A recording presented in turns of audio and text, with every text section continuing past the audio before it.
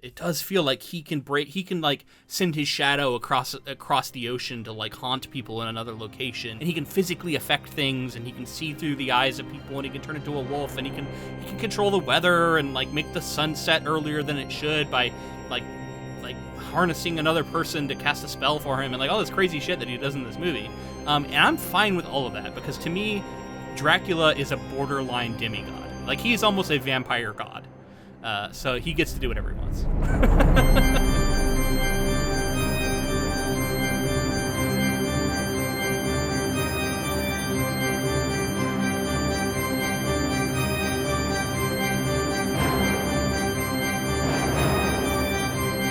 Welcome, friends, to episode 334 of the Ink to Film podcast, where we read the book and then see the movie. I'm filmmaker James Bailey. And I'm writer Luke Elliott. And this week we discuss Francis Ford Coppola's 1992 film, Bram Stoker's Dracula. Here we are at last. I'm feeling sufficiently spooked out and eroticized. I don't know, this film has a lot. That's what it feels like this film was made for. Is like, if you were very goth, I feel like this film was squarely made for you. Francis Ford Coppola creating a film like this, feels like a departure in a sense, but like the scale of it, and I think the quality at his best. I think that this film really evokes a lot of. I'll just say it. I fucking love this movie. I think it's really cool. There's a few things that I'm like, I'll bring up that were kind of weird, but overall, I feel like this movie should be talked about more. Yeah. So I think last week I said that I had seen this movie. And I only remembered a few scenes, but I think I'd seen it overall. I'm pretty sure I haven't seen this movie. I think I had just seen a couple of moments. Like maybe I walked in and somebody had it on one time. But most of this movie was completely new to me. So I'm coming in with a pretty much fresh experience on it. It's such a departure. Like we've covered, Godfather, right, is our other Coppola film. I don't think we've done any other ones yet. I know there's a couple others that we might potentially do, but we haven't not done any of the other ones. We've talked a lot about Apocalypse Now. Right, which at some point we could do, yeah. But I mean, this seems like a huge departure. I do want to give Branagh a bit of a break, because I feel like we really laid into him for being so over the top with his version of Frankenstein that was supposed to kind of be a follow-up to this movie. And like, I kind of see why he went the way he did. Like, this movie is also very over the top at times and very huge and taking big swings and kind of being like leaning into this over the top dramatic Gothic feel. I think Branagh goes farther with the Frankenstein movie that he made, but that's kind of outside the scope of what we're talking about today. But yeah, I mean, I think this movie has a charm to it. I had a good time with it for sure. It was a little different than what I was expecting, I guess I'll say, but I'm still wrapping my mind around it a little bit, I think. I think the things that I got lost in with this film were like the attention to the costumes and the cinematography, like, which in my research I saw verified what I thought, which is like they're making very intentional efforts. As this book was being written, soon after, film followed, and they're trying to use classic film techniques that were like being developed at the turn of the century, around like 1900, and seeing that like they're not. It's 1992. They're not using a ton of effects. They're using a lot of practical effects, and then like a lot of in-camera tricks, double exposing and masking, and like a lot of these things to actually do most of this movie magic in camera, which I was really appreciating. And like, I mean, you I'm sure you've noticed, like, there's times when they're like in London and they're using like old film cool. techniques really the shadows are moving differently than Dracula, and it turns out like they're doing all of that practically, and they're doing it intentionally. I think that's such a fun thing that I was picking up on. So props to them for like really going for what at the time was, kind of what Universal had set up with Dracula for a really long time, was these like mustache twirling sort of like Halloween monsters. And he kind of set it in this really epic scale, like love story. Yeah, it's just this really interesting and unique film. And what I realized was this made Dracula cool. Like, this was like, for a while, Dracula had kind of fallen out of favor. And from here, we got tons. And I'm not saying, Lost Boys had come out obviously in the 80s, and there's a bunch of other vampire stuff that have been going on. Cool, but Dracula specifically gets to like become cool again, and like a lot of stuff spun out of this. Yeah, that's because Gary Oldman's got, he's got drip. Not just drip, but like transformative performance too. Like he's got Riz, dude. He's got fucking aura. He's got aura, man.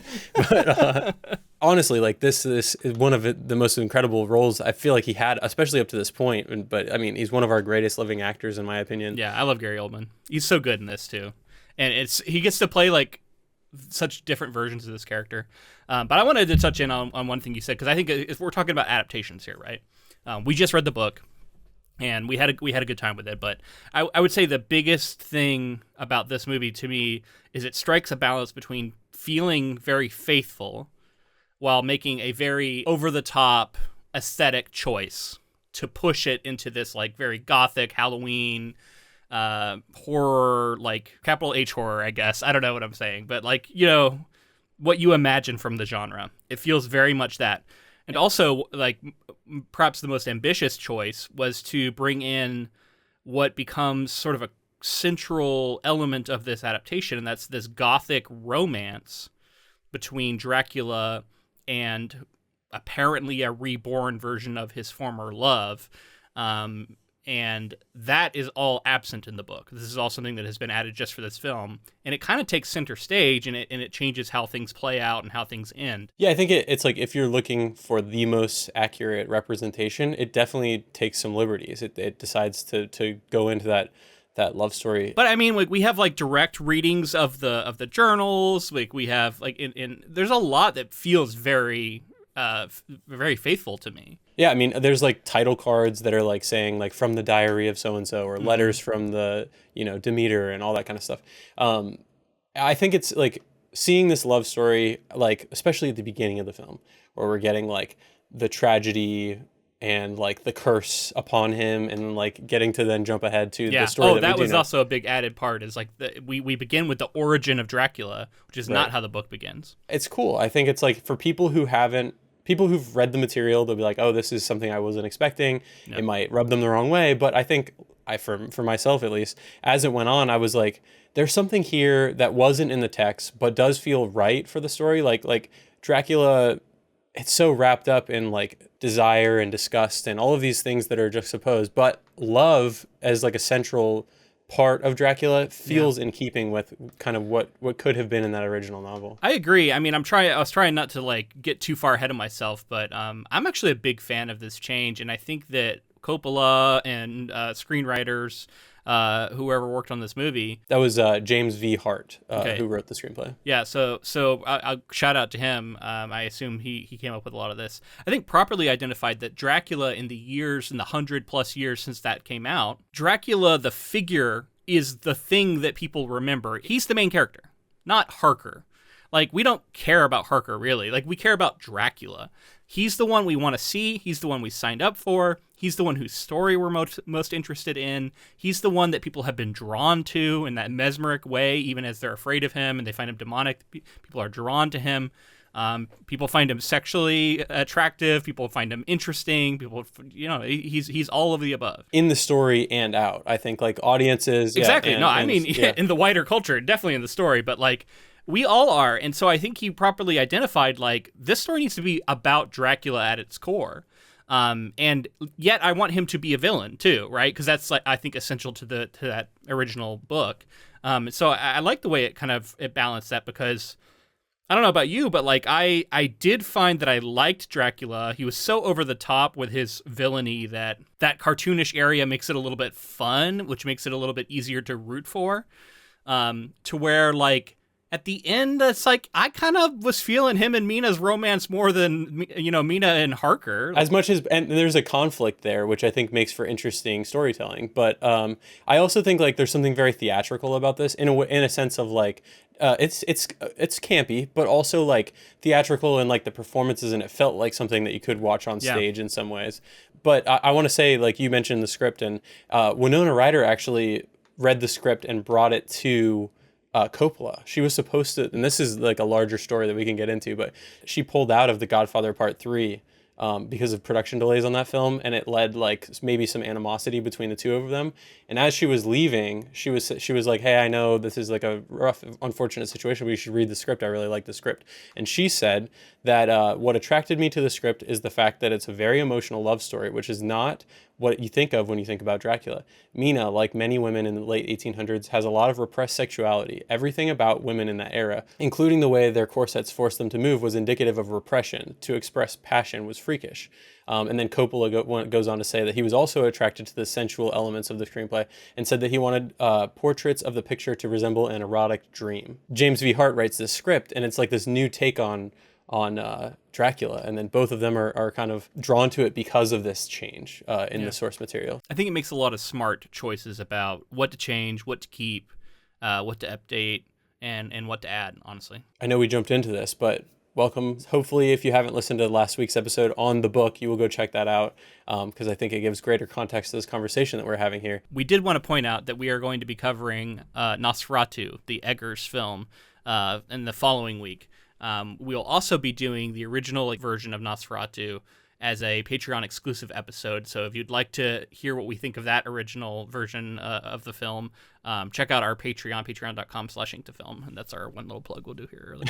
Well, and also I'll say, you mentioned Kenneth Branagh's Mary Shelley's Frankenstein. That's also currently a Patreon-only episode, so if you want to check that out and get... Yeah, and it has a lot in common with this movie. In a sense, in comparison, if we're already comparing those two, I would just say that I think that this film does a better job of not being so over the top that it kind of starts to draw attention to itself so much that I stopped rooting for the film at some points in that film, or I was more conflicted. This one, I think I walked away feeling like it was executed well enough that the larger scope of the film, between most of the performances, is what I'll say, most of the performances, but especially the set design, the costuming, again, Gary Oldman's performance specifically, and the way that he carries this film, like I think most of that culminates in a film that I think is really interesting and fascinating, worth talking about. Mm-hmm. I think Mary Shelley's Frankenstein has maybe a little less, but it's definitely an interesting one in its own right. We'll move on, but I will just say that I think I agree with you. I just think they might be closer together in my estimation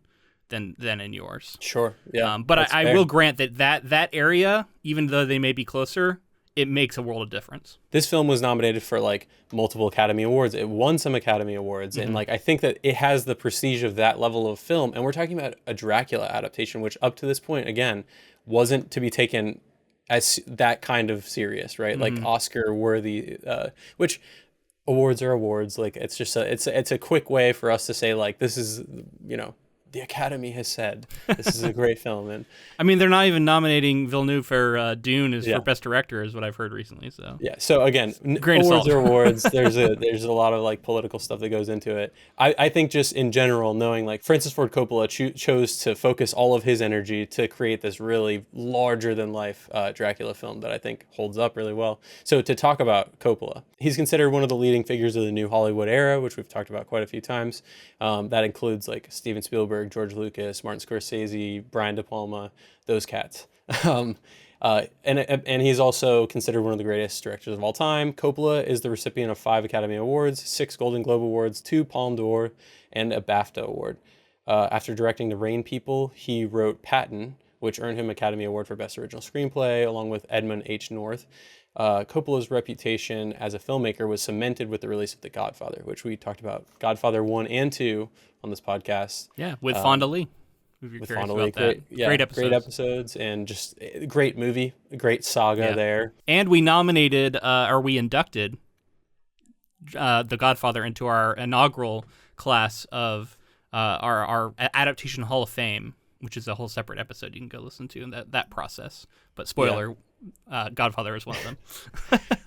Yeah, Godfather. Controversially, what's widely known as one of the greatest films of all time is controversially made our Hall of Fame in the first place. As one of the greatest adaptations of all time. Also in 1974, Coppola released the thriller The Conversation, which received the Palme d'Or at the Cannes Film Festival. His next film, the Vietnam War epic Apocalypse Now, had a notoriously lengthy and strenuous production and also won the Palme d'Or. Now that lengthy and strenuous production comes into play here because the studios would not let him go on location for this film. This is almost entirely in studios rather than being on location, because they were like, no weather delays, no this, no that. And he also agreed to it because he didn't want to, he wanted, after a lot of the films that he had like over budget, over schedule, all that kind of stuff, he wanted to nail this one on time and on budget. And from what I can understand, he did. Let us know if you'd be curious to hear us talk about Heart of Darkness and Apocalypse Now, because that's one that's been on our list for a while. It's a a very different kind of adaptation. Obviously, it's the whole period's changed and it's updated and changed to be the Vietnam War, but I think it could be a really interesting one to look at. So definitely let us know. Coppola later directed notable films such as The Outsiders and Rumblefish, The Cotton Club, Peggy Sue Got Married, The Godfather Part 3, Bram Stoker's Dracula. Well, don't forget Megalopolis. Oh, we're gonna get to Megalopolis. Coppola has acted as producer on such diverse films as American Graffiti, The Black Stallion, The Escape Artist, Hammett, and The Secret Garden. His father, Carmine, was a composer whose music featured in his son's films. Many of his relatives have found success in film. His sister, Talia Shire, is an actress. His daughter, Sophia, is a director. His son, Roman, is a screenwriter. And his nephews, Jason Schwartzman and Nicolas Cage, are actors. I think you told me that Nicolas Cage was his nephew last time we talked about Coppola, and I forgot again. I mean, Jason Schwartzman, too. Yeah, I always forget crazy. that one. Yeah, definitely forget those. That's pretty wild. In 1997, he co-founded the literary magazine Zoetrope All Story with Adrian Brodeur.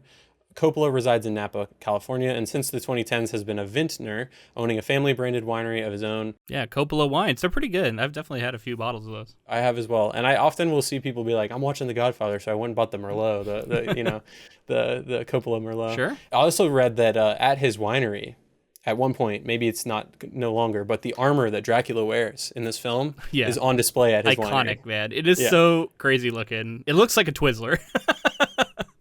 Like a Twizzler has been twisted into a demonic armor, but it looks so cool too. It fucking works for me, man. I thought it looks great, and the helmet is insane. It fits the vibe. It fits the very over the top, just in your face vibes of this movie. Well, and this film won Best Costume Design. Aiko Ishioka is this famous. I'll talk about her in a little bit, but this the costumes in general, the gowns, the long flowing things, capes and stuff that Dracula's wearing. The whole film is wild and spectacular to look at, but that armor, it looks like I read people interpreting it as like first of all like muscle bound, tear the skin off of somebody and that's like a flayed person. Yeah, it looks like a flayed man or something. Yeah, or a heart. People have said that it kind of looks like a heart, like a beating heart, something like that. So I like those interpretations. Or a Twizzler, yeah. Or a bundle of Twizzlers, which you're going to eat at the theater while you watch this movie. That's right. Trying to sell you food. As I said, we've talked about Coppola in the past. If you want more on him, go check out some of our Godfather episodes. Hugely important figure, but this year he came out with last year, I guess technically Megalopolis came out, and like it's like I haven't seen it for what it's worth. I'm just going off of the what I've seen about the movie. The people's reactions to the movie has been hilarious. I mean, it's about as crazy as you think. Did you watch it? Yeah, I've seen it, and it's pretty much as crazy as you would think it is based on everything you've heard.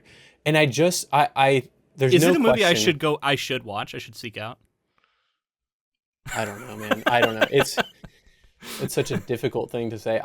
He's trying to do something revolutionary and he's trying to continue what this is Dracula that we're talking about today. Mm-hmm. It's hugely influential. Say what you will about it. It's bombastic. It's over the top. At the height of his powers, he made this wild Dracula film that went on to inspire so much. And I think he's still trying to do that with Megalopolis.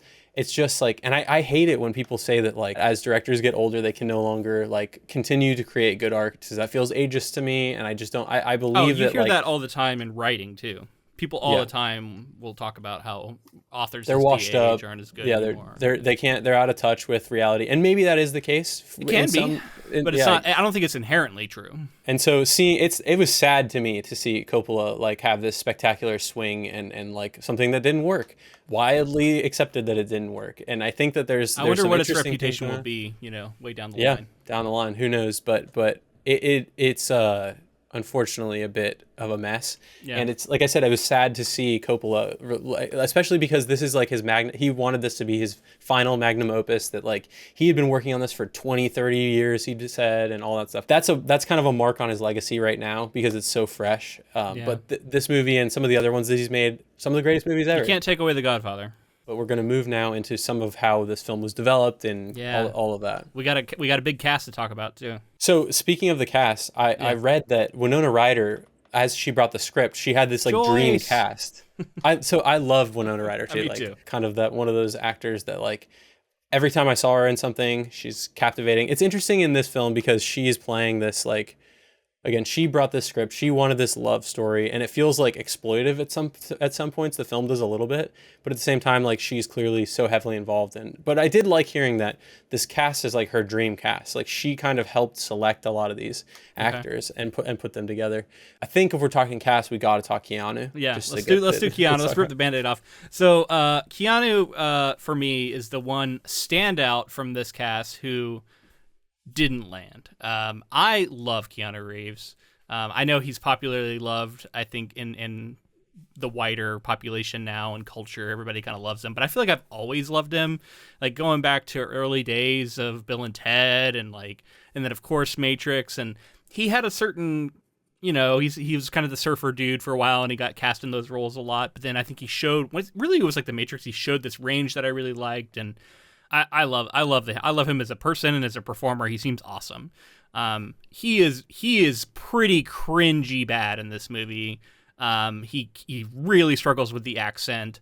I think Jonathan Harker was inherently kind of a boring character even in the book. So it's a tough role to like put anything into that is interesting. Because I find him to be kind of forgettable in general. And then I just think listening to him try and do this accent is so bad. I don't know how anyone thought this was a good idea. Yeah, I got some details for you in the background, but just to talk well of Keanu, I also love Keanu. From everything I've ever heard about him is that like he is like the most nice, genuine person, caring for people. Every story you hear about him, you're like, holy shit, this guy seems awesome. And he's also gone through the ringer, personally, and so like just in general, I don't want to like rag on Keanu Reeves so much, but he has also said in this that he doesn't like his work in this role. So let's talk about it.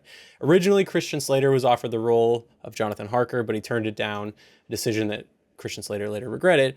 As for casting Keanu Reeves in the role, Coppola said of the casting choice, quote, "We tried to get some kind of matinee idol for the part of Jonathan because it isn't such a great part. If we all were to go to the airport, Keanu is the one that the girls would just besiege." Coppola has stated that Reeves worked harder on his accent than most people realize. Quote, "He tried so hard. That was the problem, actually. He wanted to do it perfectly, and in trying to do it perfectly, it came off as stilted. I tried to get him to just relax with it and not to do it so fastidiously. So maybe I wasn't as critical of him, but that's because I like him personally so much. To this day, he's a prince in my eyes." Sure, and he's great. Coppola says basically he was terrible in the movie. I'm sorry. I should have stepped up a little more. Keanu Reeves himself has said in years after this movie that he wasn't happy with his work, stating he had been exhausted from making several movies right on the heels of signing on as Jonathan Harker, and that he tried to raise his energy for the role, quote, "but I just didn't have anything left to give." Yeah, that's an interesting point. He does look like he's tired. Like beyond struggling with the accent so much, like he just doesn't. He's not emoting well. He's not convincing as Harker. There's a lot of stuff you can do that doesn't have anything to do with spoken dialogue as an actor that you can nail. And I don't even think he was doing that here. So it was very weird to see Keanu struggling so much when I know he's capable of really great things. I don't think there's anything left to say about Keanu other than we love him. Gary Oldman, we've talked about a little bit. I love Gary Oldman, man. He's so good. He's good in everything I've seen him in, I think. And transformative. He's one of those actors who just like is chameleon. He's definitely a chameleon. For a while there, he was almost like a character actor, and then he started to get more into like the leading roles in these films, and like he's carried everything that he's ever been in. He's brought like gravitas and like everything. Everyone that he's ever played has been excellent. Commissioner Gordon, he can be like a lovable, like friendly dude, and he can be fucking Count Dracula too. Well, that's why I referenced Leon the Professional. I don't know if you picked up on that, but Leon the Professional. He's the best part of those movies, honestly. Like, he's unbelievable. I mean, he's in Harry Potter. He's Sirius Black in Harry Potter. He's excellent in that. He's like played Dracula. He's played Winston Churchill and been nominated for it. Like he's always great. And that's what I'll say about Gary Oldman. Apparently, he never considered playing Count Dracula to be a bucket list role for him, but he did say the main reason he agreed to the role was that it was an opportunity to work with Coppola, who he considered one of the great American directors. That was enough, really. It was my first big American movie, made on big sets with lots of costumes. For a young actor, that was a tremendous experience. Another reason why he wanted to play Dracula was because he wanted to say, quote, "I've crossed oceans of time to find you." And to him, it was worth playing the role just to say that line. Such a great line. I wrote that one down too. And that's that Gothic romance we talked about that I think was such a smart addition to this movie. We got to talk about Anthony Hopkins. So Anthony Hopkins is one of several performers who actually ends up playing two roles, like a minor role early and then their major role later. So first off, he shows up as this like priest in this church at the beginning. He's also the voice of the narration. But then, and then he later returns as Van Helsing in a pretty iconic role for him, I think, here. Very, very cool version of Van Helsing here. He's kind of unhinged in many ways. He's got a big scar. He's very over the top, but a lot of fun. I'm just going to say, everyone across the board, it was an excellent cast, and I had a lot of fun with it. I don't think this is like Hopkins' best role or anything. Like, I've seen him be better than this, but he was definitely solid in this. 100%, yeah. Cary Elwes showing up was a surprise for me. I did not remember that he was in this movie. Of Princess Bride fame. I was definitely happy to see him. He's Lord Holmwood here. He doesn't have a lot to do, but I don't know. He's just a familiar face that I'm fond of. Yeah, it was great to see him here. Glad he was getting some work with Coppola. I feel like if you're asked to be a part of this, you jump on because of Coppola, especially at this time. But I do want to talk more about like how this film was developed and some of the stuff that went into it. So Coppola chose to invest a significant amount of the budget in costumes in order to showcase the actors whom he considered the, quote, jewels of the feature. The film itself was built on the stylistic premise that the costumes were of greater importance to the film's execution than the sets. Due to this, designer Eiko Ishioka was given immense freedom to design not only Dracula's clothes, but also his persona. Ishioka decided that Dracula would be male and female, old and young, ugly and handsome, animal and human, which I read that and I was like, that's awesome. Yeah, because you get a lot of facets and a lot of different versions of Dracula here. He's some of that is in the subtext of the book too, and he's simultaneously described as being this mesmeric, attractive figure, but then also has hairy palms and is grotesque at other times when described. And here we physically see that, where he goes from being grotesque and monstrous into being, young, attractive Gary Oldman with his cool sunglasses. Yeah, well, and talk about the legacy of this film too. Like, it's tied in so many different elements of Dracula. Like, I think it would continue on. One being kind of a steampunk look at times, which I think those glasses definitely make me think of. And again, that's back to Ishioka as part of her costuming that she brought to the film. Coppola was talking about like developing Dracula, and he wanted something different, a new Dracula without the widow's peak, the cape, or the pale white skin, which is that classic Dracula that we've talked about. Burke, the hair and makeup designer, says she used her Catholic upbringing and angelic imagery for design inspiration, as well as Eiko Ishioka. Ishioka, just to talk about her a little bit, she's been like a production designer and costume designer for many different films, but also like crafted uniforms for athletes for the Olympics and like fashion, kind of a fashion icon that like was involved with creating some of these. So you can see like the experimental nature of it. And from what I understand, some of the early sketches that she was doing were just like concept art. Coppola was like, I like that so much that I'm going to let you design all the costumes, all the sets, like she basically got heavily involved in this film. Many of her costumes, she said, serve as extensions of the characters. We talked about the crimson cape and armor, which I've seen as a reminiscent of a flayed bat or heart. Sure.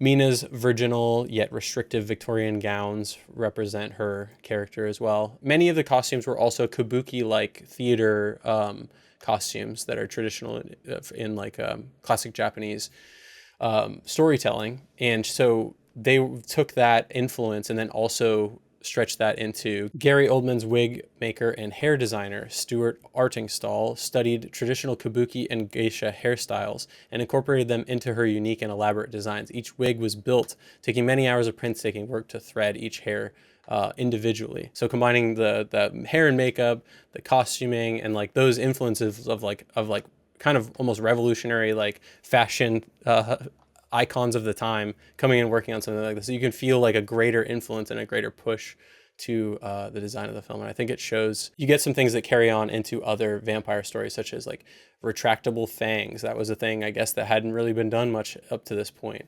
You get vampires turning into like half bat, half man creatures, the steampunk aesthetic that I talked about. So Dracula even turns into like a werewolf at one point. Yeah, which I didn't He turns into a dog. I knew he turned into a dog and he ran around, but I didn't realize. And werewolves are talked about in the original novel. I just didn't know. Yeah, no, he doesn't turn into a werewolf in the book. That definitely doesn't happen.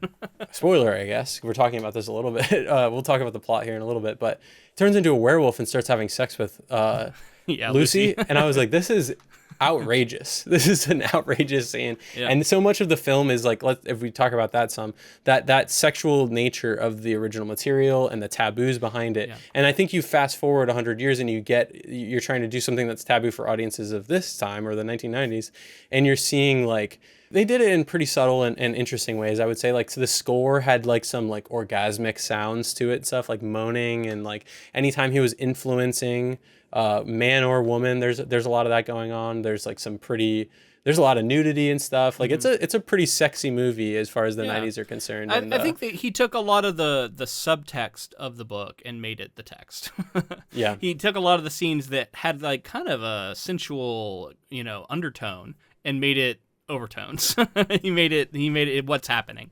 And I think that some people will probably be annoyed by that if you like the more subtle approach of the book.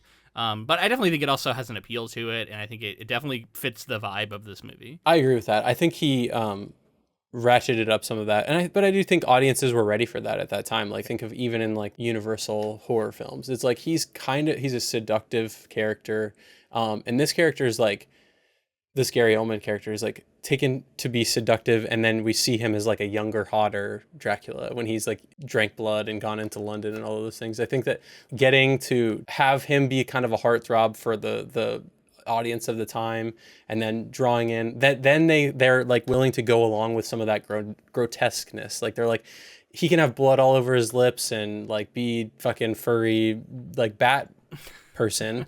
And yet still there's something like seductive there that like I think audiences and the characters in the movie alike are drawn to. In terms of the development of this film too, I read that like they did the classic thing where Gary Oldman was isolated from the rest of the cast, everybody else, all the vampire hunters got to be friends, and they stayed together at like I think at his winery, and like kind of got to camp together and go off on adventures and do all these things. And meanwhile, Oldman is left to just kind of isolate, and I think he stayed in character for a lot of this film. I think he went pretty method with it. And I read like he worked with a vocal coach to get his voice down a few octaves, which I think really worked for the character at times. Like he disguised his voice quite well. There was many screenings that they went to, but also that like of the first few days that they were all together, they sat down and read through word for word the book with the entire cast. Like, they all just sat down and read the book together. It took like multiple days, and so it's cool to see like that's cool. They were willing to build up all that chemistry between all these people.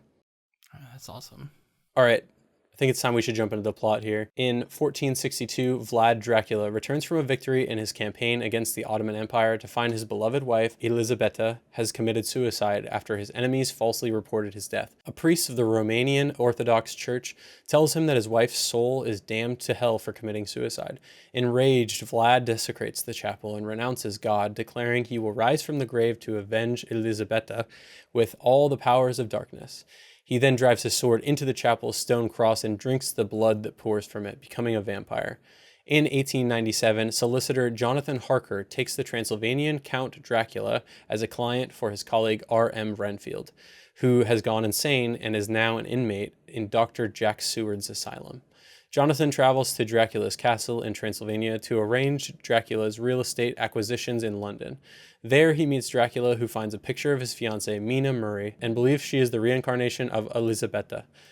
Dracula leaves Jonathan to be fed upon by his brides, while he sails to England with Transylvanian soil, taking up residence at Carfax Abbey. So last week we talked a little bit about how Dracula was maybe partially based on a real person. Yeah. And in reading more, I think some of that has lines up with like Vlad the Impaler. So the guy I mentioned, Dracula, it's Vlad the Impaler. He's more commonly known as. Yeah. And it seems clear from what I was reading that in some of Stoker's notes that he did take inspiration from him. And there is even some references in the text that seem to line up with the real person. But of course, there was a lot of other influences that I assume that has something to do with like Vlad the Impaler may have been known for drinking his enemy's blood or something like that. Yeah, as well, being known for being epically cruel and brutal and bloody. I read here in the scene where Count Dracula serves Jonathan Harker dinner after his arrival at the castle, the Count mentions his ancestors were members of the Order of the Dracul. There was an actual Order of the Dracul, Dracul meaning dragon, an order of chivalry fighting against the Ottomans in the Balkans in the 1400s. Vlad Tepes, on whom the character of Dracula was loosely based, was known as Draculia, which means son of the dragon, as his father was a member of this order. Interesting. So, yeah. Okay. I guess that's possible lore, or maybe that's fabricated for the film. But I think that that's meant to be there's some truth. No, to Tepes. that. I remember seeing that too. I think some of that's true for sure. Crazy figure if you actually learn about the real person. I listened to like a multi-part podcast talking about him.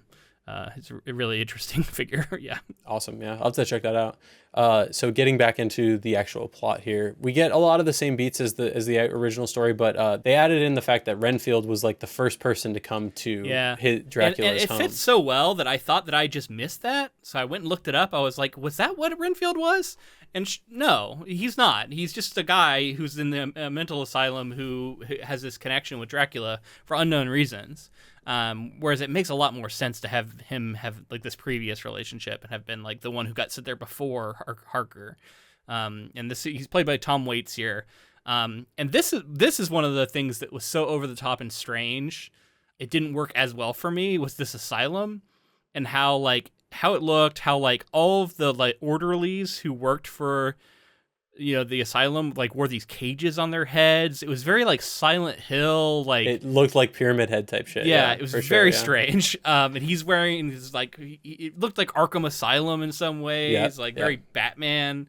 It's cool, but it's very over the top, and like it I don't know. I feel like we can't give Branagh shit for some of his over the top stuff. We're not gonna rightfully point at some of this as being very over the top as well. I'm gonna go ahead and say, for the people who didn't listen to that episode, part of the stuff with Branagh is that he is Victor of Victor Frankenstein.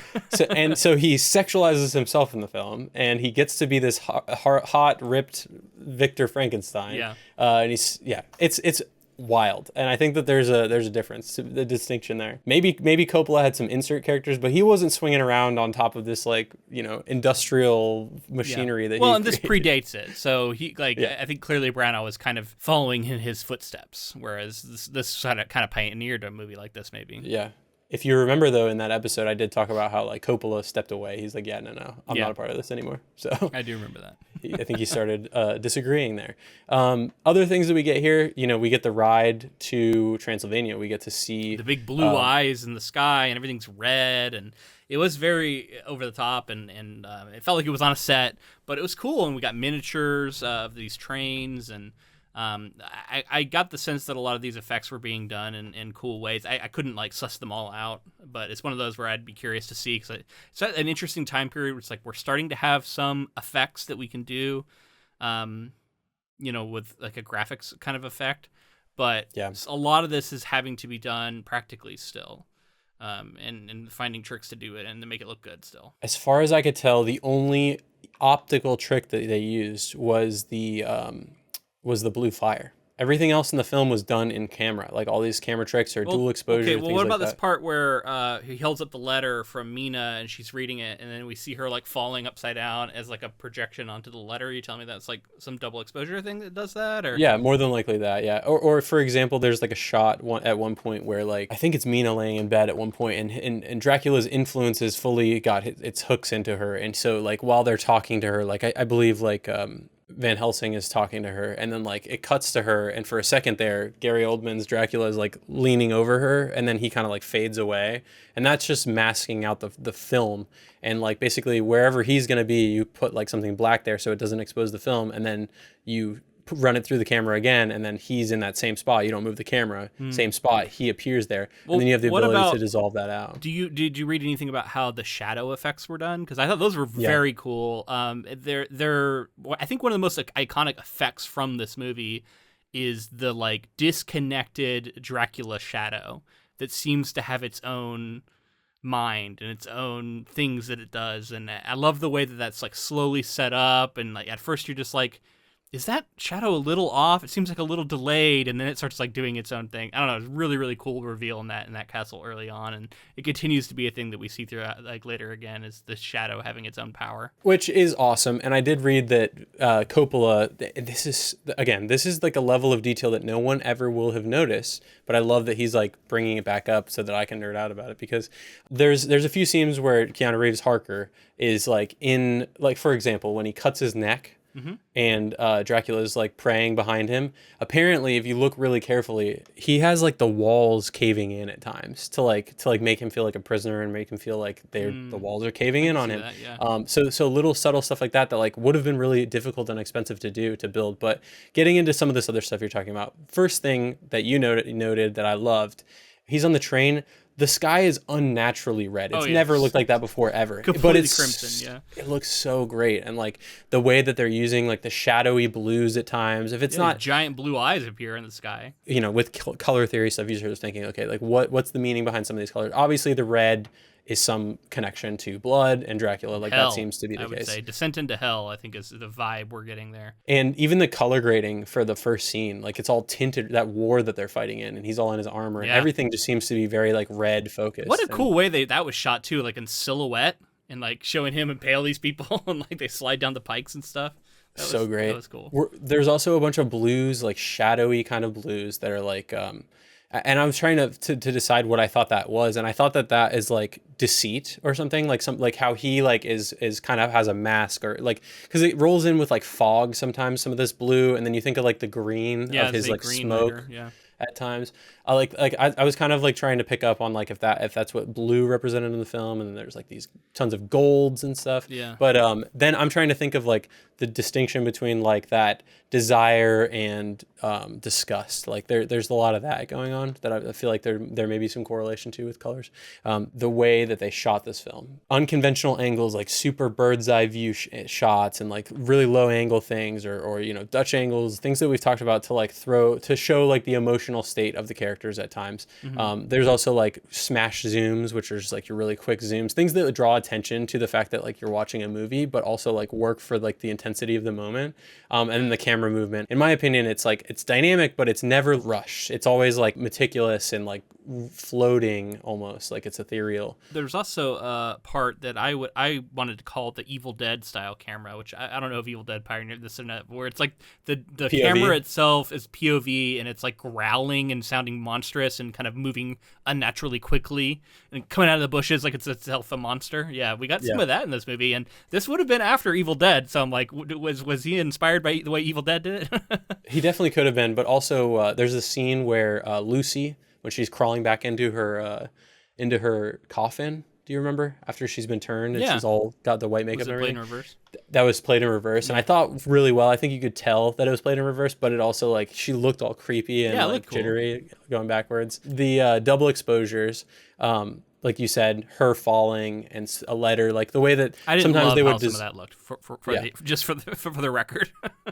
But again, this dates back to like Wizard of Oz and some of those early films. Like I didn't love. She was also just kind of like the way she was like slowly kind of spinning as she's falling. It was I don't know. It didn't really work for me. That one didn't work for me. So there again, I think he's deliberately trying to use old techniques, you know, drawing inspiration from things like Nosferatu, a German expressionist film that we've talked about, and we're going to. Well, and he's probably referencing, like, because I haven't watched all the other Draculas, but there was plenty of Draculas before this, and he might have been referencing some of those. And he was, he definitely was. Okay, so he insisted on all the effects being achieved in camera, pushing his team to develop ingenious methods to realize his vision. For instance, the iconic scene of Dracula's shadow moving independently of his body was achieved through meticulous choreography and lighting rather than post-production manipulation. So I didn't get the exact answer as to how they did it. I don't know if they had a double. Yeah, because I'm like, does that mean that it wasn't Gary Oldman doing it? It could have been. It also could have been use of mirrors. To like shoot a light at somebody, reflect that off of a mirror and then onto the wall. That's possible to create a silhouette. But as far as him moving completely independent, I think that's the only way you would do it, is having somebody else hit by a light. A double, or I don't know if there's some way you can layer it, but I don't know, man. It was some wizardry that looked really cool. I was wondering if that was a reference to the movie we haven't tackled yet, but we're going to go back to that original Nosferatu, and I have not seen that original movie, but I know the scene with the stairs and the shadow. Yep. And it's like, is that a reference to that iconic moment in film? There is a very iconic shot in this movie that was, I think, the one-to-one reference in that, and that's when he is same kind of thing. He's praying behind Harker, and then I think it's up a stairwell as well, and that massive shadow looms over, and like around him, and it's like that, that's a larger, powerful entity that it's still in disguise that he doesn't realize yet, but the audience is getting signals that, oh shit, this person's power much larger than they're seeming at this moment. So I think that's probably more a one-to-one reference to what we were talking about there. Okay. I'm excited to get to Nosferatu. Yeah, me too, man. In general too, because I think that this film definitely drew on a lot of that as well. Okay, cool. Yeah, I'm excited for that. That's the 20s version, but then I'll be really curious to see what Eggers did with it too. Oh, definitely, yeah. There's a scene that happens in the book where Harker is kind of seduced by these women that are clearly vampires as well. I mean, seduced, like he gets bit. He says it's like, implied. I want to kiss their red lips and all this stuff. Like it seems like It's one of the more sexual actual parts from the book, but a lot of it is still subtext, right? Whereas this is quite explicitly a seduction, and I will say it works because of the whole like vampire mythos and the sort of power they have, magical power of it. But it also leans a little bit into the like a trope that I don't like, which is this whole idea that just like men are just like cannot resist an attractive woman. I feel like you see this in a lot of comedies and stuff, but like whenever it makes its way into a dramatic film, I'm always like, are we serious right now? That people are incapable of recognizing danger because they see tits and they're like, oh, I've forgotten self-preservation. You know what I mean? Like, yeah, I agree with you when it's not a supernatural glamoring vampire. It's just me kind of as a hobby horse thing. And it feels a little bit like that, but like you can excuse it because you can assume something supernatural is going on as well. I think that's the case. I also think that like it's played for that male gaze moment of like, naked women with their breasts out. And how could you ever resist? Yeah. Did they suck blood out of his penis? Was that implied? I think that was implied. I think that was implied. Yeah. The old, I don't know that would be a pleasant. Teach their own, man. Teach their own. Usually biting down is not yeah, it's not the goal, I would say. Can we keep any of this? Anyway, that scene was wild. I do think that there's something interesting happening here with them kind of revealing themselves out of the bed, which was a practical effect. It was cool. It looked pretty cool. And were they like formed like a 2-person chimera at one point? What was that? Yeah, that was again kind of cool. It was like a contortionist thing. But then like later they were revealed to be separate people, so it wasn't like they were like that all the time. It was just like in that moment. That was like a reaction they had. They like clustered together and did like some weird, I don't know. Weird, man. When he talked about it wanting it to feel like a sexual dream or erotic dream, like that's what this part absolutely feels like. I saw that they employed the help of a professional magician to pull off these special effects here. They were like sinking into the bed and then revealing themselves back out and all that kind of stuff. I guess it was cool. It was a wild scene. Absolutely. When I got to this scene, I was like, oh, this film is like gonna go to some wild places. Like I don't know that I remembered that it was gonna go this far. And yeah, he like it ends up stuck there, just getting sucked dry for a long time. Of his blood, obviously. And what? Yeah. And I guess he doesn't ever drink their blood is why he doesn't turn. I believe that's the case. Yeah. And I don't know. I'm so curious, like I wish I was a vampire expert to know, like, when did that become a thing? Because I thought at some points, it's like, I don't know that it's true in the book. At some points, I think you can just be bitten and then you start to turn. It's interesting that transfer of blood back and forth. That I think Interview with a Vampire and Twilight and all these other ones continue that trend. Yeah, I'm sure they didn't invent it though. That was I'm sure at some point along the way. You'd have to ask a vampire historian. I don't know. Well, and speaking of Interview with the Vampire, it's another project we've covered. I think we both liked it quite a lot. And the show is excellent, man. I've really been enjoying the show. Yeah, I think I saw maybe it was only the first half of the first season, but I enjoyed everything that I saw. But I wanted to bring it up because I was talking about influences and the way that this film continued on. In 1994, Interview with the Vampire was directed by Neil Jordan. That's got Tom Cruise, Brad Pitt, Kirsten Dunst. Now, we did cover that as a mainline episode. Movie, yeah. And we covered, I think, the first few episodes of the TV show as a bonus episode. Yeah. Lots of good stuff out there with that. But according to Neil Jordan, who directed, he said, quote, up to that point, Francis Ford Coppola with Bram Stoker's Dracula, he introduced opulence and theatricality. Normally, before that one, I always thought of vampire movies as cheap, cobbled together, brilliant use of minimal resources. Francis made this epic, didn't he? So when I was given the opportunity to make Interview with a Vampire, I thought, oh, it would be really great to expand on that epic sense of darkness and to give these characters huge kind of romantic destinies and longings and feelings. Full-on connection and influence from this movie right into Interview with a Vampire. It's cool to hear a director weigh in on that, but like Anne Rice, that's all through her work. And, you know, the source material for that, and she had to have been influenced by the original Dracula when she's writing her work. So yeah, I mean, it's a long lineage of this kind of thing. All right, so moving forward with the plot here. In London, Dracula hypnotically seduces and bites Mina's best friend, Lucy Westenra, with whom Mina is staying while Jonathan is in Transylvania. Lucy's deteriorating health and behavioral changes prompt former suitors Quincy Morris and Dr. Seward, along with her fiancé, Arthur Holmwood, to summon Dr. Abraham Van Helsing, Seward's mentor, who recognizes Lucy as being the victim of a vampire. Dracula, appearing young and handsome during the daylight, meets and charms Mina. Mina develops feelings for Dracula, accompanying him on several outings. When Mina receives word from Jonathan, who has escaped the castle and recovered at a convent, she travels to Romania to marry him. A heartbroken Dracula transforms Lucy into a vampire. Van Helsing, Holmwood, Seward, and Morris kill the undead Lucy the following night. After he and Mina return to London, Jonathan and Van Helsing lead the others to Carfax Abbey, where they destroy the Count's boxes of soil. Dracula enters the asylum and kills Renfield for warning Mina of his presence. He visits Mina, who is staying in Seward's quarters, and confesses that he murdered Lucy and has been terrorizing Mina's friends. Though furious at first, Mina admits that she still loves him and remembers Elisabetta's previous life. At her insistence, Dracula begins transforming her into a vampire. The hunters burst into the room, and Dracula claims Mina as his bride before escaping. As Mina changes, Van Helsing hypnotizes her and learns via her connection with Dracula that he is sailing home in his last remaining box. Okay, so yeah, let's stop there. I wanted to ask, did you see the Easter egg for the book? Did you catch it? It was. I saw a lot of Easter eggs. Well, specifically, this was a sign. Did you see the sign? The Hamlet sign with the guy who was the actor. Yes. So It was for the Lyceum Theater, which we talked about the theater. I didn't say the name, but that was the name of it. So that's the name that Bram Stoker. He was the manager of that theater. He specifically saw Irving perform as Hamlet, and that was the thing that cemented their relationship. And there was like a sign for a performance of Hamlet by Henry Irving.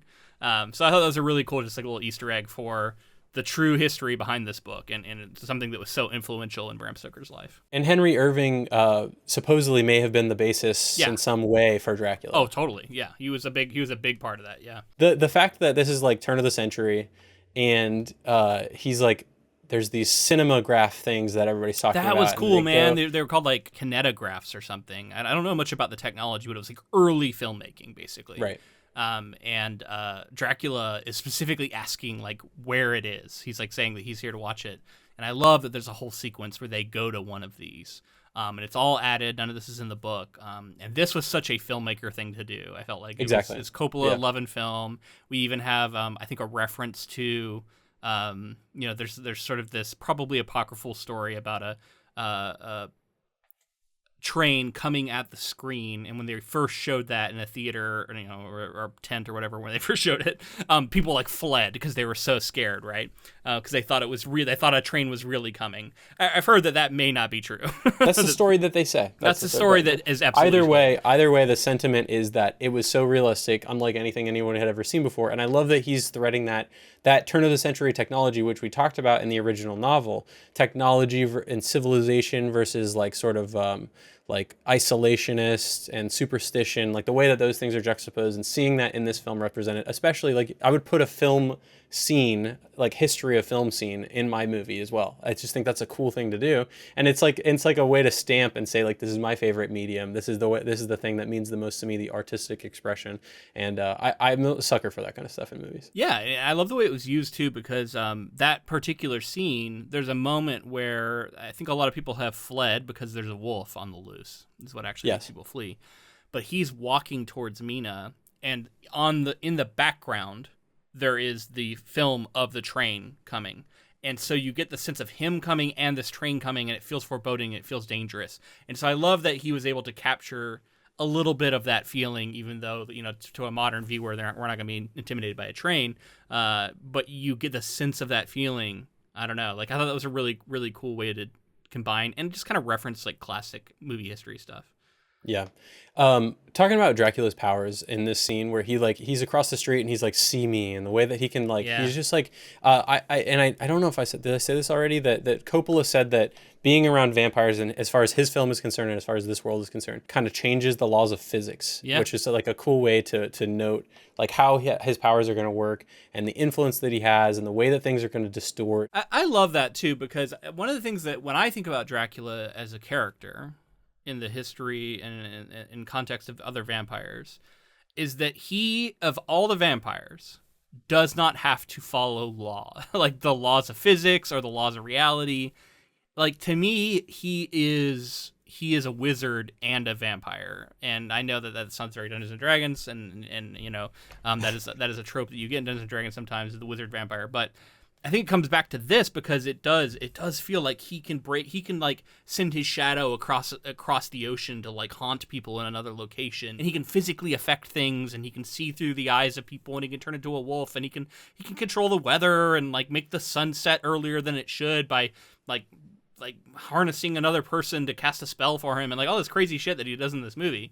And I'm fine with all of that, because to me, Dracula is a borderline demigod. Like, he's almost a vampire god. So he gets to do whatever he wants. I agree with you. And I love that, like, going forward in vampire stories, Dracula, it seems, or some representation of the first vampire, the first one who's been cursed like this, is the most powerful. And then every vampire he makes from there is like a diluted in some way, and they get less powerful. Well, he's the one who stabbed a sword into the center of a cross and made a bunch of God's blood shoot out, which he then drank God's blood. And then a heavy metal riff started playing. Yeah. That was such a cool part. It's so good. And that just adds so much to the lore of it. And like I said, I feel like this is that representation of that the purest sense of a vampire, the most powerful version you can imagine. And that's why Dracula is very fascinating to me, and why so many people have like taken that and run with it and made him, his offspring or whatever, less powerful as time goes. If you're going to have anybody oppose this, you cast Anthony Hopkins, and you give him a big badass scar as Van Helsing. And he also was kind of bizarre, too. Like, the way he deals with these people is so funny. Like, he doesn't seem to care about any of it. He's just there to, like, hunt Dracula, I think. And then at one point, he's, like, astral projecting, and, like, so he's kind of a wizard, too. And at one point, he's like, we gotta fight him, but can't do it on an empty stomach. See ya! He's like, I gotta go eat. Bye. And then that's the whole part where Lucy gets killed. He's just off eating because he's hungry.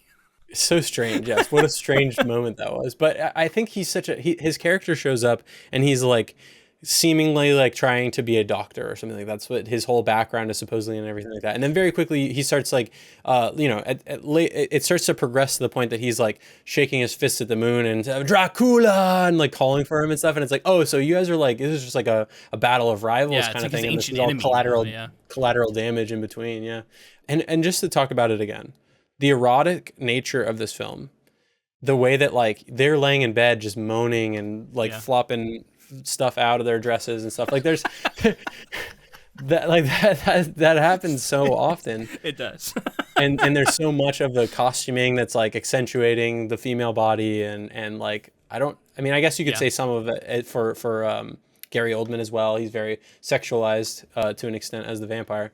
There's so much of it that I was like, is all of this fit? Like I'm not a prude, right? Like I like to see sex in movies. I think it's a realistic thing. I think it's like it's a desire that a lot of people feel. It's a part of the human experience that a lot of people share. I'm not going to say everybody because that is not true, but human sexuality is absolutely a part of the human experience for most people, and I think it absolutely has a place in our movies.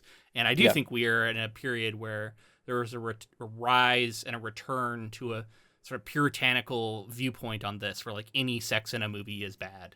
Right. And I definitely don't like that that sort of mode of thinking that we're seeing these days. Some of it from conservative circles, but some of it not. I think there's an overcorrection on the left too from people who I think find it difficult to do in a way that feels like it isn't exploitative and isn't problematic in some sort of fashion. And because it's difficult, I think the reaction has too often become, don't do it at all, instead of let's find a way to do it that feels ethical and that feels like tasteful, it is tasteful, or at least has an artistic purpose to it. And even though that might not be true for everyone, it can still have merit in doing it, right? Like, because sometimes, I mean, art in general is always going to be a balancing act, and you're never going to please everybody, and you're always going to like find a way to do something because it's meaningful for you, and it's meaningful for the thing that you're trying to make, knowing that there are going to be people who disagree with it. And I think sex is just a hot button issue where that gets turned up to really high volumes in critical circles. But yeah. There we go. There's my mini rant on it. Yeah. All that to say, I want to see it in films, right? Like I feel like it's that like release, it's that large climax, like for lack of a better term, like that is like a it's like an expression in the relationship of the characters and things like that. And it can mean a lot in stories, or just in general. I think people are excited by seeing naked bodies and like by seeing sex in a lot of ways. Sure. But what I'm trying to get at is like where is the line, and does this film go too far at times? Well, he also draws a parallel, I think, by including how, and this is true, a lot of early films were pornographic. And I think there's a reference to that when they're going to these showings, that some of them were pornographic. Right. And so there's always been a lurid appeal and draw to film in that sense. Winona Ryder even said like there's something about repression of female sexuality, and then like this film I think is attempting to show that like there is that repression and there is that desire, and like all of that is baked into the characters. I do want to give it credit for that, but I will also fully grant, and I think it is fair to say, if you're talking about women's repressed sexuality, it's weird to have the movie feel so male gaze, and it definitely does. And that's what I was ultimately kind of trying to lead to. It's like I get where they're going with that, but unfortunately, the way that Coppola interprets that is we're going to make a lot of sexy stuff for the male viewers or people who are attracted to women, and that's going to be the main way I express the sexual nature of this. Is we're just going to show women being sexy but also being turned on, I guess, and that's why you can sort of embrace it. But you don't see a lot of like what would turn on women, I guess, and maybe it's because Coppola was incapable of viewing it that way. I don't know. I think that's painting with a broad brush too. Maybe this does work for some women. Yeah, for sure. I am praying. I'm probably exaggerating a little bit to make a point. It's more of a general feel. And I think I'm touching in on this because I want to pick back up and talk about it with Nosferatu and Eggers and try to see like where the sexuality line is drawn with, because I think it's always going to be there with these vampire stories. It's a more modern movie, so I'll be curious to see how he deals with it too, yeah. And I think it's inherent to these vampire stories as well. Agreed. So good to touch in on that. So Lucy is an interesting character because she is way more overtly sexual here. She we talked about how she kind of jokes about how, I wish I could marry them all. In the book, and here she's like full on wanting to have sex with them all, like being explicitly sexual when talking to Mina. She's the one who has sex with the werewolf out in the garden, and then when she's ill, a lot of that is highly sexualized. Just the whole time she's being sort of converted into a vampire. It's like she's having this psychosexual like struggle with Dracula the whole time. And I feel bad for Lucy too, because she also feels like she is in a way that she wasn't in the book, because this whole romance between Dracula and Mina wasn't present.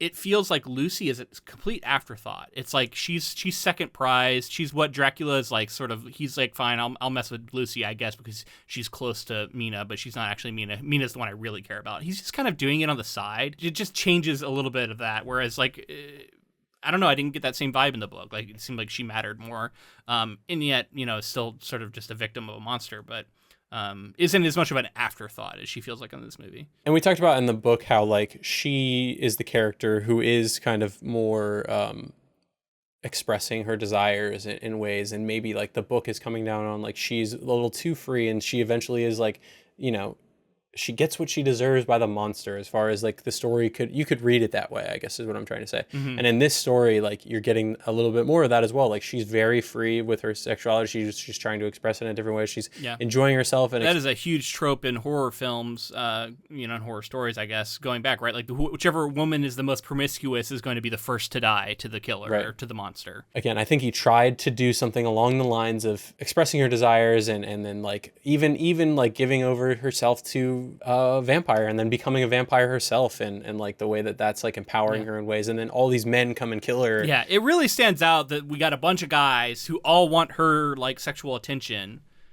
coming in and being like, she's having the sexual awakening to somebody else. We got to stab her in the heart and chop her head off.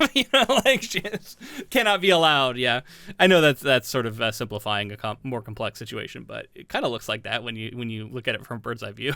It can look that way. Yeah. Yeah. Obviously, there's also the context of like they're trying to make sure she doesn't create more vampires, and she's preying on children, which is like talked about in the book a lot more. And here she just kind of shows up with a kid at one point, so you're like left to assume that she's been feeding on children. Oh, there was also an unfortunate.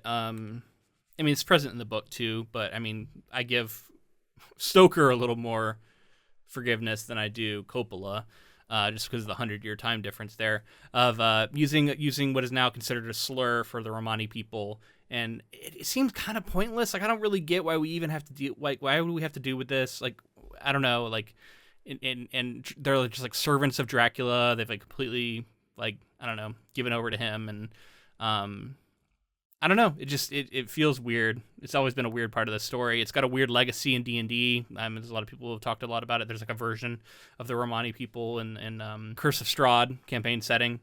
And that's got there's been a lot of discourse about that. So it's interesting, and it's something I noted here too. It's definitely present in this movie. I like a lot of the showdowns that we get here with Dracula. There's like this moments where he like pops in like a bat. He looks so monstrous. At one point, he's looming over all the men as they run into the room, and they like lift up a cross, and they're like, Christ compels you or whatever, and then he just like goes, oh, and it like lights on fire, and they have to drop it. Like, again, like I love his power on display here. And he just seems so larger than life. And a lot of these effects really work for me. I thought the makeup, the design of him, for the most part, looked really good. When he goes full bat mode and then he backs up and turns into a bunch of rats. And that was cool. He falls down as a bunch of rats, so I'll run away. That was sick. One other thing I'll mention before we move into the next bit of plot. I saw this is quite funny to me. Coppola, everything was shot on stages aside from a marriage scene between the Harkers that happens in a church. Oh yeah. And in that church, they actually got an ordained like minister or whatever. They got someone who had the authority to marry them. And they went through the process of an entire ceremony between Jonathan Harker and Mina Harker, who becomes Mina Harker, Keanu Reeves and Winona Ryder. And then after the fact, all of them kind of slowed down and thought about it, specifically Coppola. And he's like, as far as quote unquote God is concerned, I think you guys are actually married now. Like they actually went through and said the vows. They said all the things. They said I do. They kisses, all that stuff in the eye in front of a person who was an ordained, so and so. And then like the joke has continued on beyond that now, where like Winona Ryder will text Keanu Reeves every now and then and be like, "Hello, husband," and that kind of thing, like that cool back and forth. So that's awesome. I mean, as far as the eyes of the law or whatever, like I don't know, whatever spiritual power. I assume they said the names Harker though, which are not their names. So. Maybe, but I don't know. Probably, but it was maybe that's their names and their souls. But it also could have just been like MOS, which is like without sound. Without sound is what people say it is, which is where you're filming something and you're not recording sound, so they could say whatever they wanted. Gotcha. Interesting. Who knows? So to continue the plot, the hunters depart for Varna to intercept him, but Dracula reads Mina's mind and evades them. The hunters split up. Van Helsing and Mina travel to the Borgo Pass and the castle, while the others try to stop the Romani transporting Dracula. At night, Van Helsing and Mina are approached by Dracula's brides. Mina succumbs to their chanting and attempts to seduce Van Helsing. Before Mina can feed on his blood, Van Helsing places a communion wafer on her forehead, leaving a mark that slows her transformation. He surrounds them with a ring of fire to protect them from the brides, then kills the brides the following morning. Dracula's carriage arrives at the castle, pursued by the hunters. A fight between the hunters and Romani ensues. Morris is fatally stabbed in the back, and Dracula bursts from his coffin at sunset. Jonathan slits his throat with a kukri knife, while Morris stabs him in the heart. Van Helsing and Jonathan allow Mina to retreat with the Count while Morris dies in the arms of Seward, comforted by his friends. In the chapel where he renounced God, Dracula lies dying. He and Mina share a kiss as the candles adorning the chapel light up and the cross repairs itself. Dracula reverts to his younger self and asks Mina to give him peace. Mina thrusts the knife through his heart and he dies. The mark on her forehead disappears, freeing her from his curse. She then decapitates him and gazes up at a fresco of Vlad and Elisabetta ascending to heaven together, finally reunited. So in some ways quite similar to what happens in the book. This chase back to Transylvania. They drive him back. They use this perception and it goes both ways. Dracula is able to spy on them. They're able to spy on Dracula. But then, some of the biggest changes play out too, where Mina all of a sudden is trying to seduce Van Helsing, even kisses Anthony Hopkins at a kind of a wild moment in the movie. But then he burns her with this like wafer, this like communion wafer he randomly has. What's interesting is like something kind of similar happens in the book. It's for a different reason. Yeah. But it's a cross. I thought he threw communion wafers on the ground or something, and like it kept somebody away, Dracula away at some point. Oh, that may be true. But specifically, Lucy. I was thinking about she gets marked in the book as well. But the mark is the cross. And I always thought that was a cool thing to imagine, is like Mina with this like cross burned into her, branded, and then that brand goes away when they kill Dracula at the end. So that's where this whole communion wafer thing goes.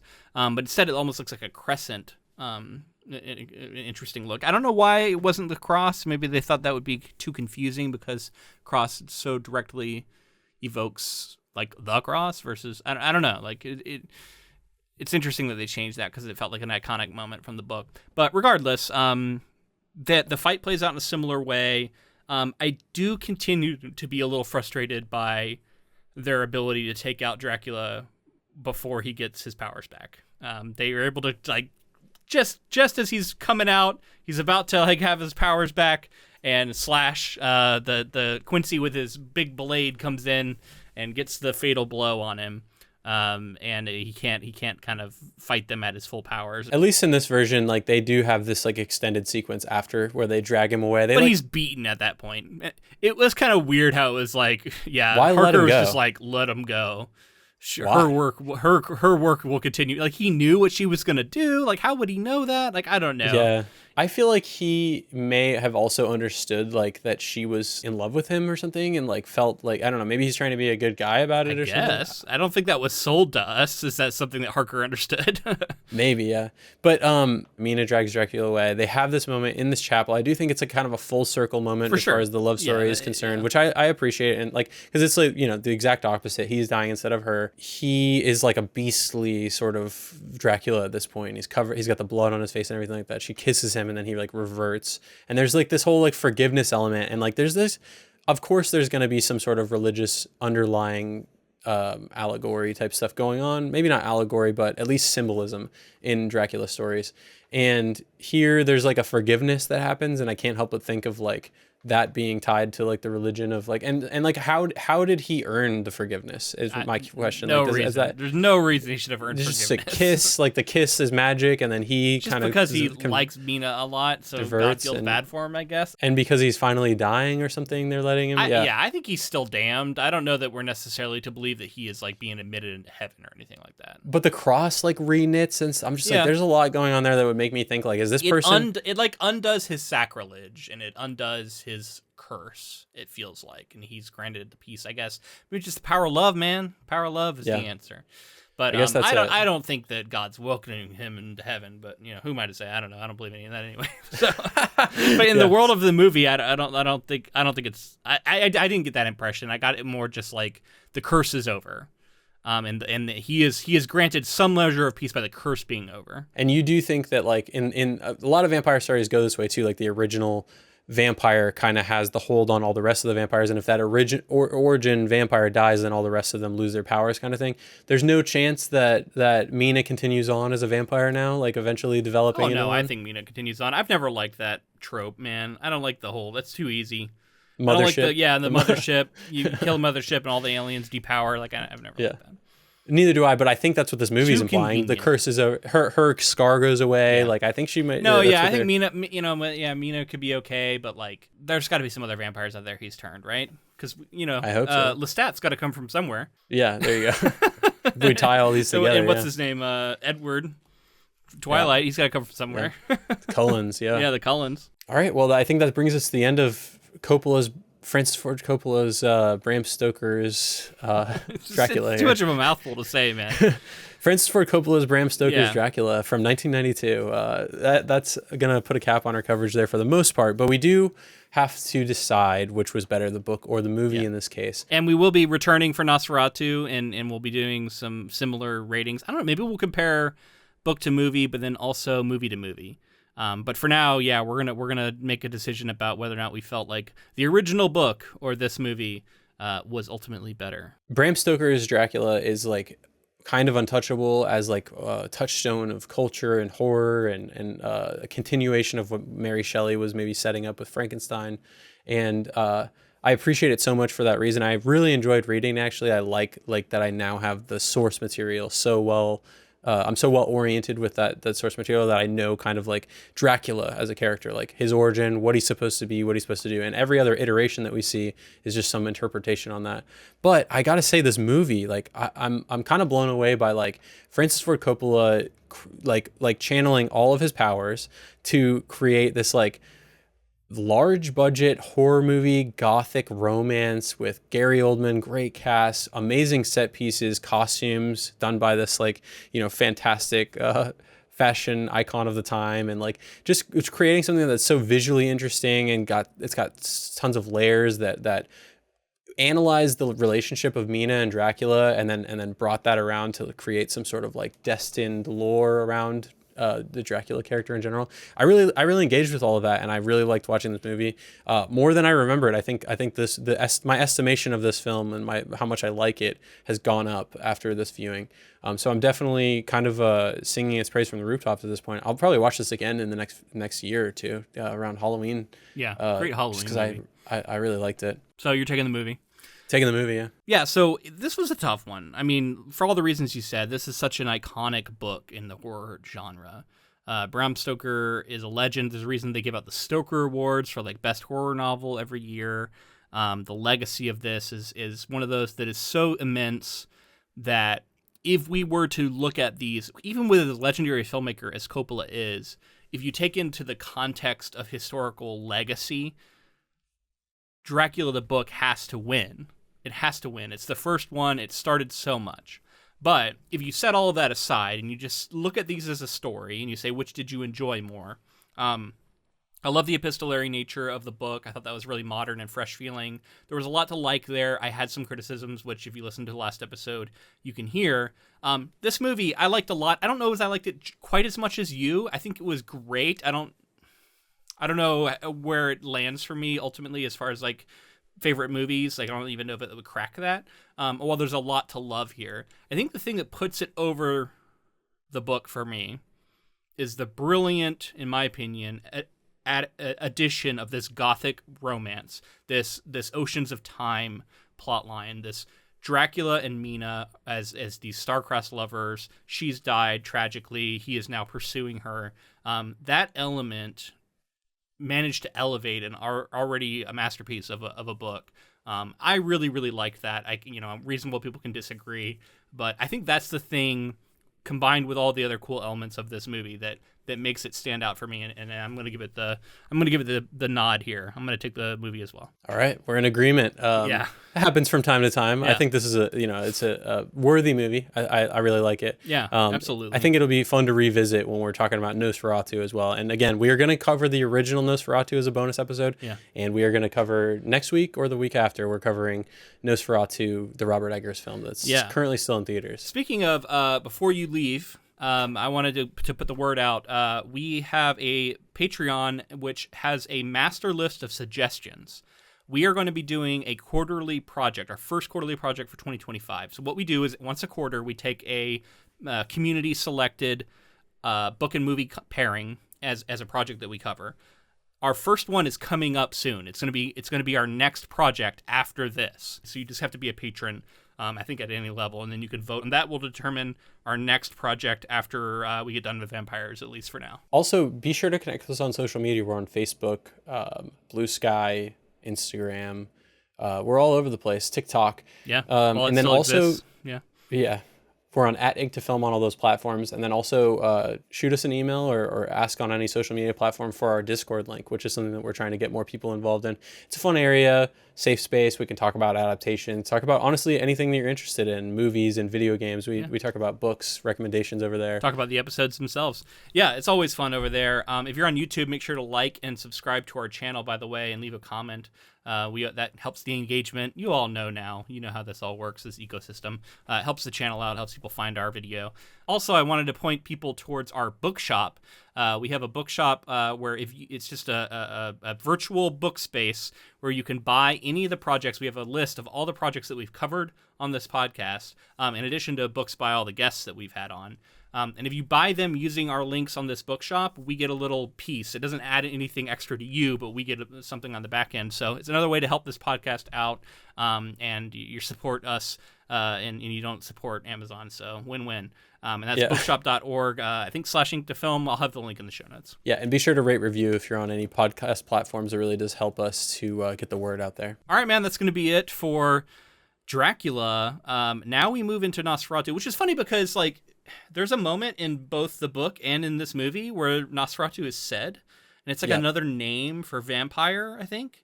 So I'm going to be curious, like, what that all means. Why the name change? Because I think I saw somewhere that there was like a lawsuit over the original Nosferatu in Dracula, because it was like copyright stuff. So there's some stuff about that. I'm going to be really interested to learn about that. They actually were. Some people say that they named this Bram Stoker's Dracula as to not get in legal trouble with Universal, who was had also done Dracula films in the past and that kind of thing. But then Francis Ford Coppola would go on to say that, like, he did Mario Puzo's The Godfather. He did he's known for putting the name of the authors before his work when he adapts it. So we can talk more about that later too. We will. So until next time, keep adapting.